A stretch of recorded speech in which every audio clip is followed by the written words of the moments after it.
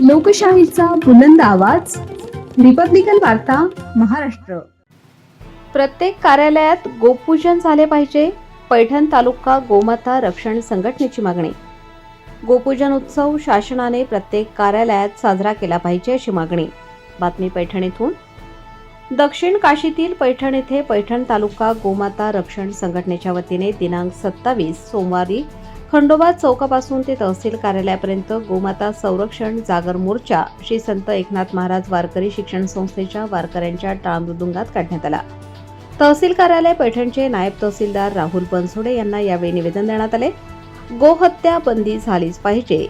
गोमाता गायीला राष्ट्रीय दर्जा दिला गेला पाहिजे.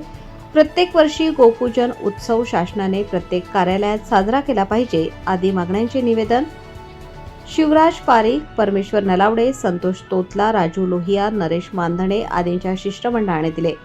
यावेळी महाराज मंडळींसह काकासाहेब कदम, बीबी चंद्र पठाडे, एकनाथ कदम, अशोक चांडक, विकास ढगे, सुरेश मानधने, सामाजिक कार्यकर्ते दिनेश पारीख, रखमाजी महाराज नवले, राहुल पगारे, प्रसाद खिस्ती, दीपक लखमाले, कमलेश देशपांडे आदी कार्यकर्ते उपस्थित होते. पसायदानाने कार्यक्रमाची सांगता झाली. रिपब्लिकन वार्ता महाराष्ट्र न्यूजसाठी पैठण प्रतिनिधी राहुल गिरे, Chhatrapati Sambhajinagar. Subscribe now and press the bell icon. Never miss an update.